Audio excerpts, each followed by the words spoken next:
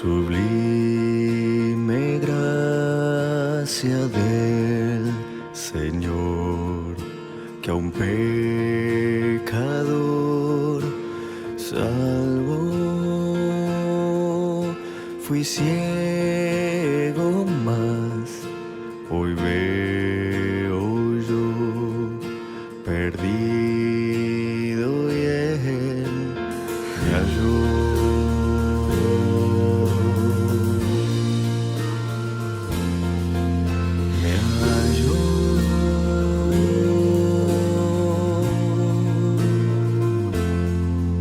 Su gracia me enseñó a tener mis dudas, ahuyentó. Oh, cuán precioso fue mi ser cuando Él me transformó.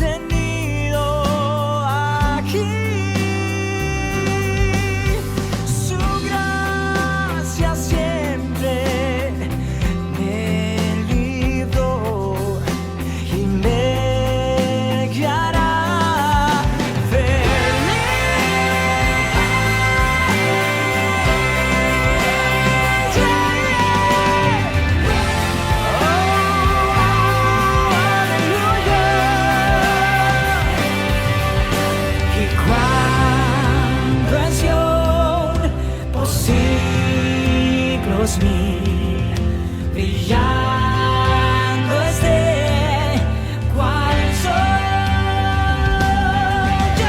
yo cantaré por siempre allí su amor que me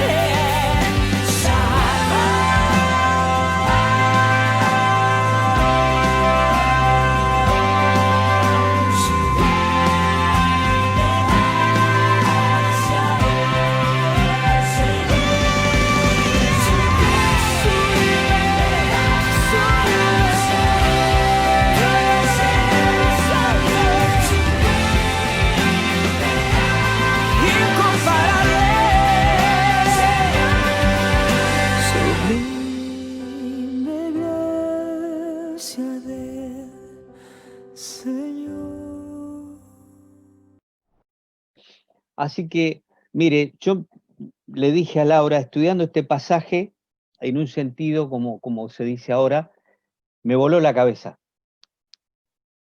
Porque qué diferente pensamos nosotros, qué manera humana, cuando digo mundana, no necesariamente quiero adjetivarlo como malo, sino contrario a los propósitos, al qué hacer divino. Dios hace una manera totalmente opuesta a lo que nosotros queremos hacer. Nosotros sumamos éxito como multitud, como cantidad, como cosas espectaculares. Y a veces el éxito para Dios es una persona que se rinda a los pies del Señor. O sea, estamos muy mentalizados con estadísticas, números, exitismo. Cualquiera puede pensar en los días de los Hechos de los Apóstoles, estaba todo el centro de acción en Jerusalén. Y el evangelista prácticamente mejor preparado en ese momento era Felipe. Y el Espíritu toma a Felipe y lo lleva a encontrarse con un señor que era funcionario de la reina de Candace. Y uno puede decir, fue un error haber sacado a Felipe, el mejor evangelista, del centro de actividades. Se habían convertido 5.000, 3.000 al otro día. era una movida impresionante. Y sin embargo, Dios lo toma a Felipe y lo lleva, contrario a la lógica humana, a un camino desértico. Y ahí está el funcionario de la reina de Candace. Es que Isaías 55 dice, así como los cielos son más altos que la tierra, así mis pensamientos son más altos que los vuestros. Es que Dios no hace las cosas a nuestra manera. Por ejemplo, algo tan loco de comprender. Anteayer nuestra hija nos pidió que oremos por una colega, una prima o amiga de una colega de trabajo que tuvo un bebé, nació y al otro día él falleció. Es un shock, es algo que va contra la lógica, es muy difícil. Pero cuando uno mira la lógica de Dios, vivió lo que tenía que vivir. ¿Y quién le va a decir a Dios qué haces? Dice el libro de Job. Es que querer comprender a Dios es querer agarrar el mar con el puño. Es algo imposible, es algo ilógico. Y por supuesto su hijo vivió de la misma manera, haciendo las cosas en oposición a lo que el mundo, la razón, la tradición, la lógica hace. Vamos a leer Hechos 7, verso 1. Después de estas cosas andaba Jesús en Galilea, pues no quería andar en Judea, porque los judíos procuraban matarle. Oramos una vez más. Juan capítulo 7, verso 1. Juan 7, 1. Oramos. Querido Padre, ahora al leer tu palabra nos ponemos a un costado y, Señor, teniendo la magna, seria, relevante responsabilidad de abrir tu palabra, confesamos que sin el auxilio, sin la presencia de tu Santo Espíritu que acomoda lo espiritual a lo espiritual, confesamos que no tenemos nada para decir, pero queremos remitirnos a la vida de Jesucristo, su quehacer, sus enseñanzas, su ejemplo, y de esa manera salir edificado. Bendícenos, pues, te rogamos en nombre del Señor Jesucristo. Amén. Bien, después de estas cosas, ¿qué cosas? Bueno, si uno mira el contexto, al Señor todavía lo estaban buscando. Voy a pedir, por favor, que si alguien puede leer un texto, al Señor lo estaban buscando. Hechos 1:14, para que nos damos cuenta. ¿Quién lee? A ver, levante la mano, ¿quién lee Hechos 1:14? Abre el micrófono, ahí está. Hechos 1:14. Estamos aquí ante un cuadro donde Jesús está a puertas adentro, por así hablando. Está hablando con sus hermanos de sangre. Ahora, fíjate la actitud de los hermanos de sangre, recién creen en él. Fíjate Hechos 1:14. A ver, dale, venga. Todos estos perseveraban unánimes en oración y ruego, con las mujeres y con María, la madre de Jesús, y con sus hermanos. ¿Ves que menciona a los hermanos de Cristo? Este es otro tema para profundizar. Jesucristo tuvo más hermanos. María fue virgen hasta que después nació, después del nacimiento de Jesús. La Biblia dice que Jesús tuvo hermanos de sangre. Jacobo era medio hermano de Jesús. Así que la Virgen María no permaneció virgen, tuvo relaciones sexuales con José y tuvieron hijos. Uno de ellos es Jacobo, medio hermano de Jesús. Así que es claro el texto, que ya pasó la muerte, la resurrección, la ascensión, estaban todos reunidos, estaba María, y ahora sí oraban. Claro, tuvieron la prueba contundente de la resurrección. En el tiempo que estamos posicionados, todavía la muerte, la resurrección y la ascensión de Cristo no había ocurrido. Por lo tanto, ellos no habían sido convencidos de que Cristo es Dios, de que Cristo era Dios con ellos. Perdieron la esencia, perdieron de ver que estaba al lado de ellos Dios en carne. Como dice el profeta Isaías, Emmanuel, Dios con nosotros. Ahora, dice que Jesús andaba en Galilea. ¿Por qué andaba en Galilea? Les leo, Juan 5:16 dice, y por esta causa los judíos perseguían a Jesús y procuraba matarle, porque hacía estas cosas en el día de reposo. Estamos en capítulo 5, el Señor sana al paralítico de Betesda. Luego de este portento, de esta sanidad, los judíos lo querían matar. Y uno, en la medida que va leyendo los evangelios, va increciendo la envidia, los celos, el odio, terminan matándolo, al punto tal que los sacerdotes pagan a gente para que mienta. Qué malo el corazón humano, qué cosas tremendas puede hacer por celos, por envidia y por un montón de cosas más. Ahora, dice, no quería andar en Judea porque los judíos procuraban matarle. Acá hay la primera lección que encontramos es la primera lección de prudencia. Imagínate si tenés 4 o 5 personas y sos una persona bien musculosa, que sabe artes marciales, experto en judo, karate. Encima es un boxeador de la MMA, que son esos que boxean en la jaula, dentro de una jaula. Entonces tenés 4 o 5 flaquitos que te están provocando y vos pasás por ahí.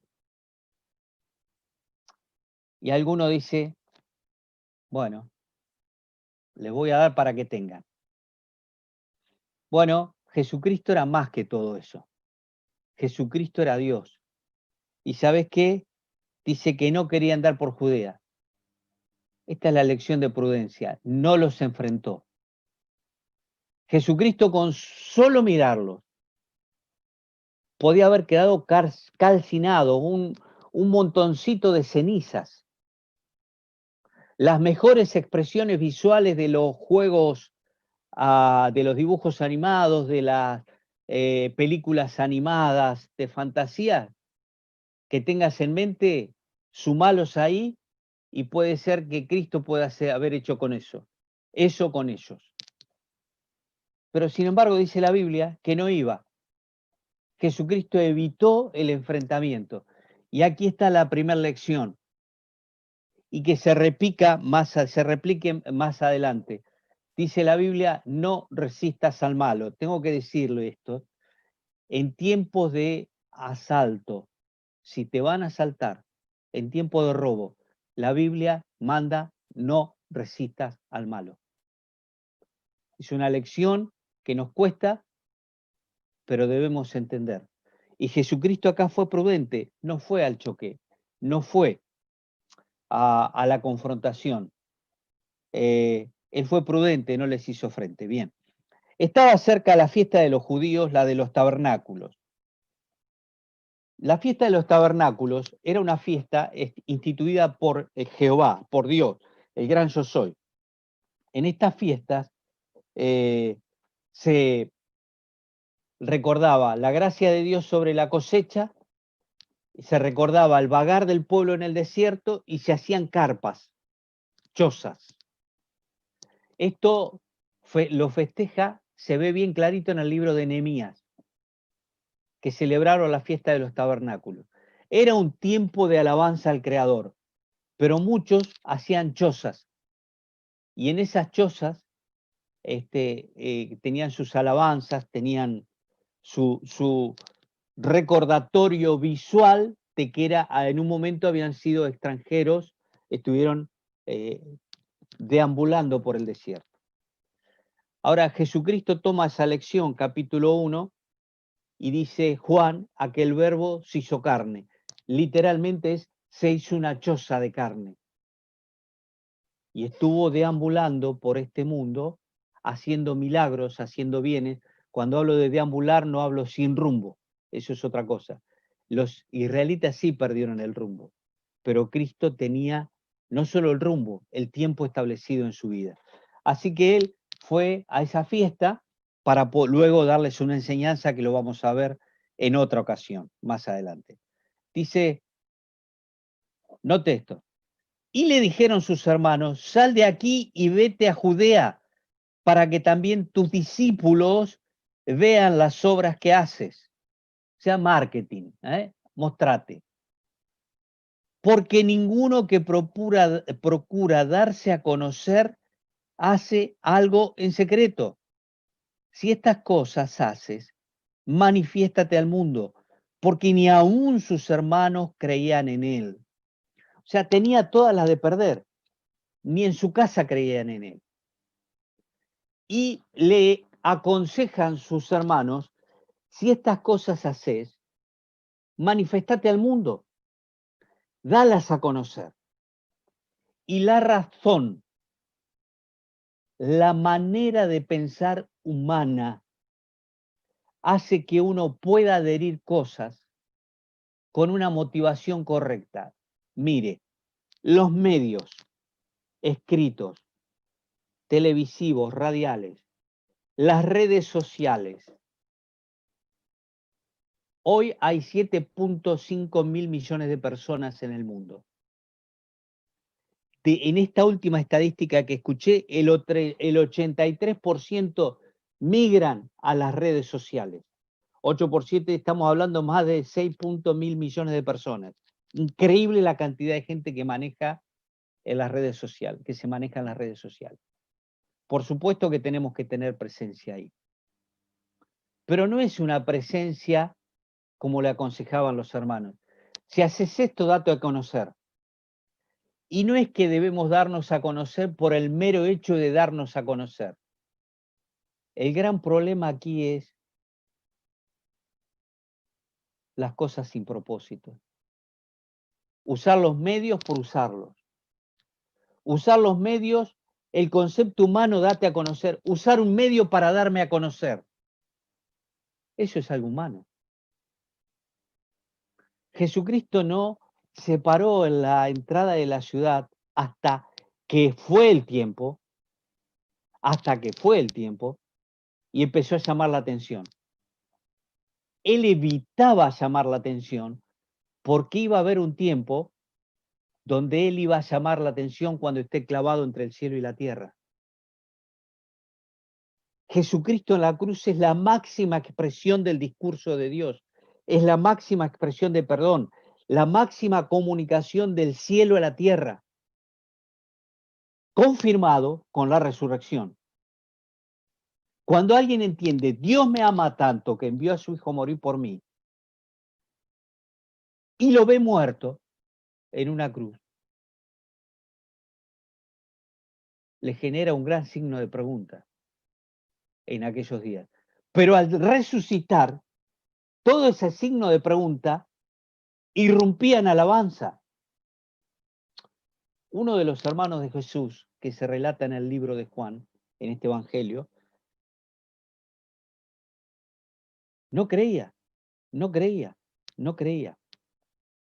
hasta que Jesucristo le da una lección, un curso acelerado de fe, y le dice, Tomás, no seas incrédulo, sino creyente, uno de sus discípulos. Y le toma la mano y dice, pon tu mano en el costado. Ve que yo soy. Y Tomás dice, Señor mío y Dios mío. Esa confesión, Señor, era imposible humanamente que un judío se la haga a un hombre. Era una blasfemia pensar en un hombre que Dios.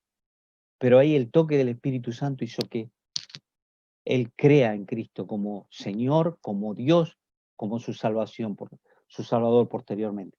Entonces, nota que contraria, cuando alguien entra a un medio, cuando uno hace un programa, ¿para qué es el programa?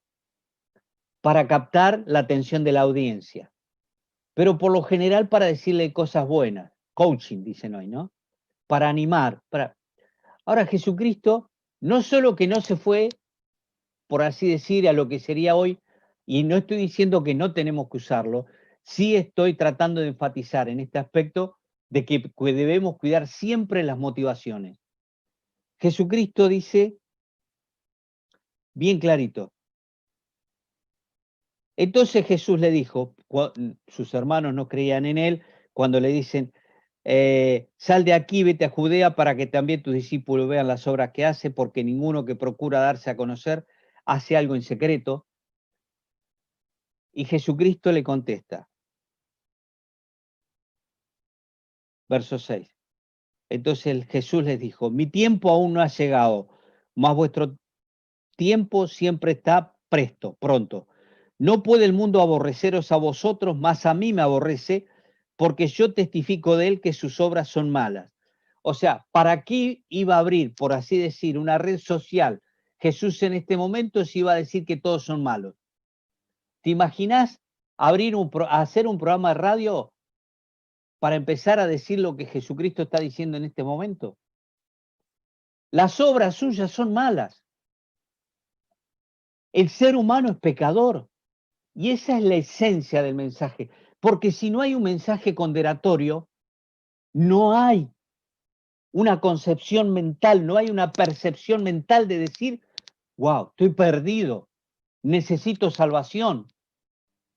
Cuando estamos hoy, que sos bueno, que vos podés, y está bien, es cierto, tenemos parte de la imagen de Dios. Es cierto que podemos hacer cosas. Es cierto que el ánimo, el estímulo nos hace bien. Pero aquí Jesucristo está haciendo una operación espiritual. Pone abierto, Hebreos 4:12 habla de que toda la escritura es aguda y penetra hasta partir el alma, las intenciones, y discierne los tuétanos, los pensamientos. La expresión central de ese texto es que produce una incisión que se abre y deja a la luz la causa del daño, la causa de la enfermedad. Y la palabra de Dios comunica un mensaje sacando a la luz que todos somos pecadores, que no podemos entrar al cielo por nuestros méritos. El mensaje de Jesucristo es, testifico que sus obras son malas. Jeremías está en consonancia de esto, dice, porque engañoso es el corazón del hombre y perverso, ¿quién lo conocerá? La palabra hebrea para corazón perverso es chueco, torcido. Alguien que camina con una pierna más corta va a terminar caminando en círculos, sin una brújula, sin algo, un cartel que le indique. Así somos nosotros. Para llegar al cielo nos perderíamos porque somos chuecos. Y Jesucristo comienza, por así decir, transmitiendo lo que va a ser la esencia de su mensaje si tiene una red social. Sus obras son malas. Y no estoy diciendo no tenerlas. Fíjate qué lejos estamos de la esencia del mensaje. Y dice, porque ninguno que procura darse a conocer hace algo en secreto. La conclusión de esto, la conclusión de lo que estamos diciendo es, hermanos, si tenemos que hacer algo en público, que lo hagamos con la motivación correcta. La motivación no es mostrarme, la motivación es mostrarlo a él. La motivación es hablar de él. Podemos decir así, mi mensaje es él. Nuestro mensaje es él. Estamos para hablar de él. Y por supuesto que en su mensaje hay reconciliación, perdón, amor. Nadie nos ama más que Dios, que dice que 1 Pedro fuimos comprados con la sangre preciosa de Cristo. Tú y yo valemos tanto que Dios dice, lo voy a rescatar con la sangre de mi hijo. Somos de mucho valor para Dios, pero antes tenemos que ser perdonados, salvados, salvados. Y una vez que Dios salva un alma, luego comienza a trabajar en su personalidad, en su estructura de creencias, diciéndole, les invito a hacer un ejercicio en la semana, si lo quieren, los que quieren, pueden hacerlo, tomen una hoja en blanco para ver el valor que tenemos ante Dios. Y pídale, Dios, muéstrame cuánto tengo en Cristo. Vayan al libro de Efesios. Y cuando dice, ahora no, les invito en la semana a los que quieran tener su devocional. Ahí en el libro de Efesios van a encontrar en Cristo, en Cristo, en Cristo, en Cristo. Antes era esto, pero ahora en Cristo soy. Entonces tenemos que ir armando nuestra identidad espiritual en Cristo y vamos a levantarnos de ahí seguros, animados.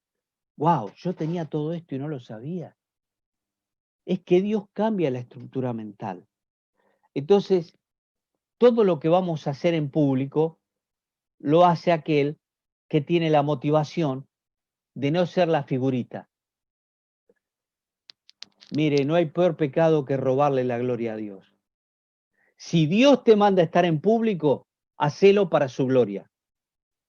Aquí Cristo rehusó estar en público porque esperaba el tiempo de Dios. El problema es doble. Primero, no hacer lo que hago públicamente para la gloria de Dios, para que Dios sea visto. Y segundo, no esperar el tiempo de Dios, apurar yo los tiempos. Cuando Dios tiene un tiempo y un método, el método de Dios no es mi método. El método de Dios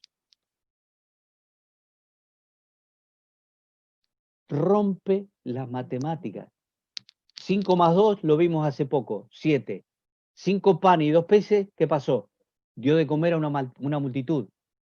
Entonces, si comenzamos algo en el tiempo de Dios, con la motivación correcta, sea en público, sea en privado, Dios lo va a bendecir y va a multiplicar y va a llegar a un montón de vidas, pero a la manera de Dios.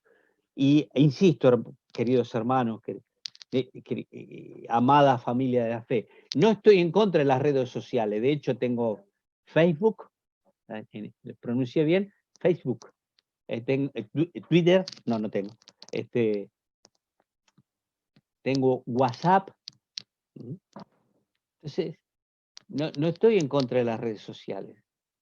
Estoy en contra de ser figuretti, diríamos acá. Un personaje, figuretti era un personaje en un programa de risa que había una entrevista en serio a un presidente, a un canciller, a algún médico, y se metía figuretti y saludaba y bueno, distraía todo. Y ese es el problema del cristianismo, cuando alguien quiere ser figuretti. Pero si tiene que estar al frente, tiene que estar con la motivación correcta y dando lo mejor que tiene.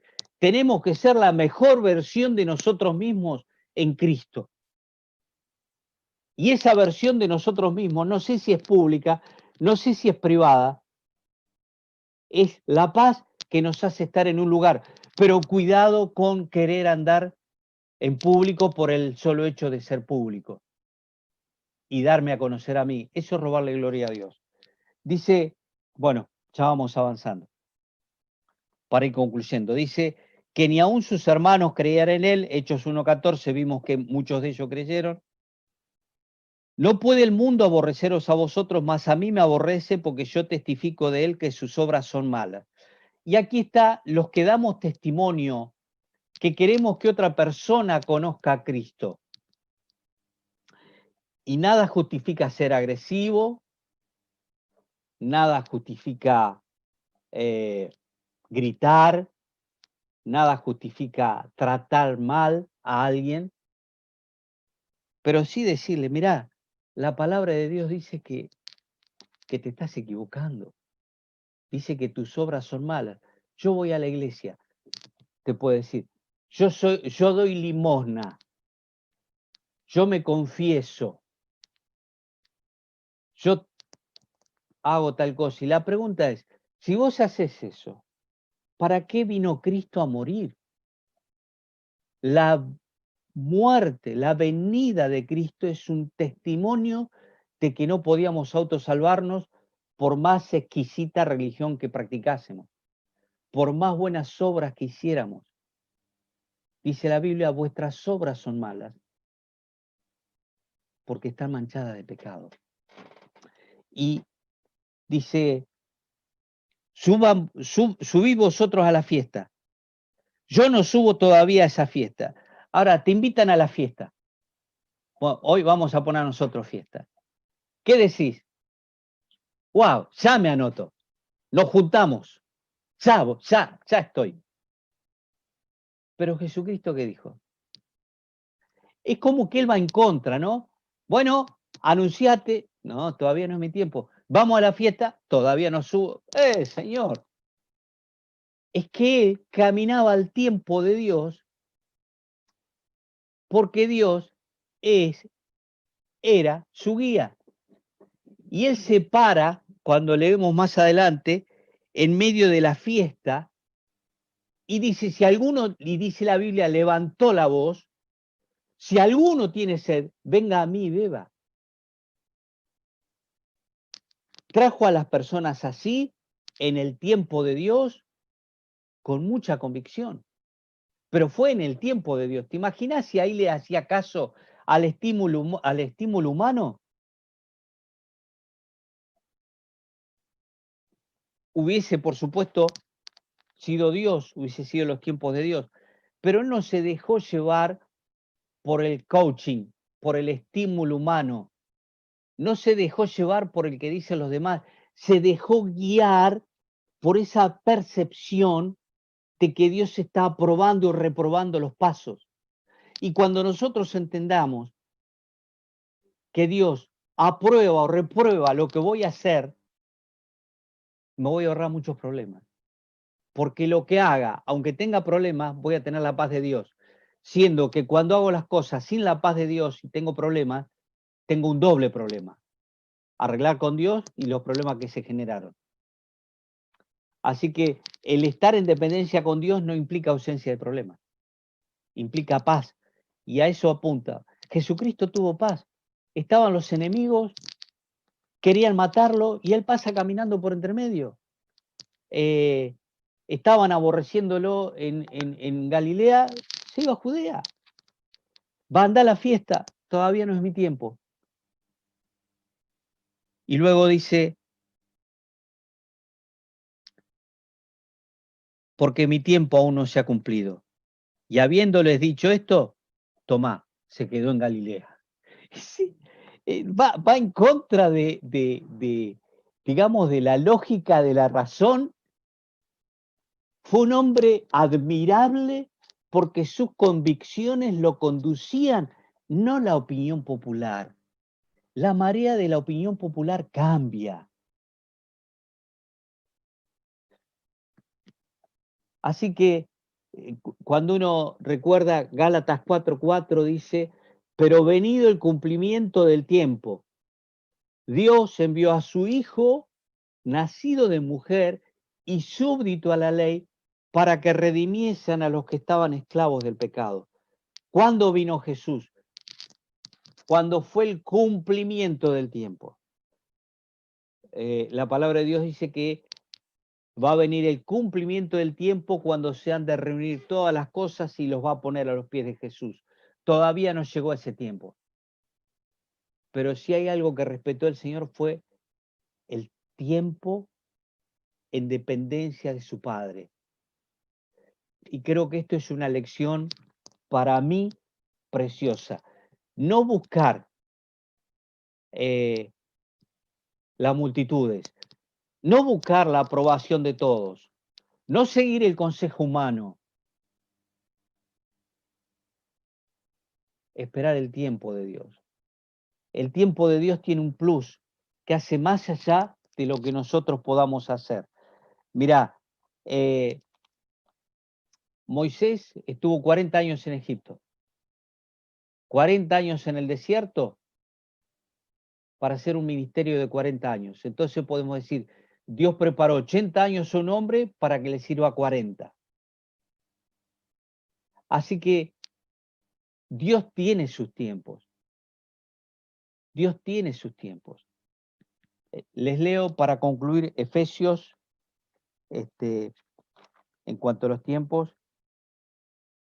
Efesios 2:2 dice, Efesios está en el Nuevo Testamento, no lo encuentro. Efesios, 2 Corintios, Gálatas, Efesios, acá estamos. Efesios 2:2 dice, en los cuales, bueno, y Él os dio vida a vosotros cuando estabais muertos en vuestros delitos y pecados, en los cuales anduvisteis en otro tiempo, siguiendo la corriente de este mundo, conforme al príncipe de la potestad del aire, el espíritu que ahora opera a los hijos de desobediencia. Dice, estaban muertos en delito y pecado en los cuales anduviste en otro tiempo. Tiempo pasado, tiempo sin Cristo, tiempo sin Dios. Hoy es tiempo de vida nueva, de modo que si alguno está en Cristo, nueva criatura es, las cosas viejas pasaron. Es tiempo de vivir a Cristo, es tiempo de vivir la vida nueva, es tiempo de vivir bajo sus principios, con su mensaje, diciéndolo de una forma amorosa.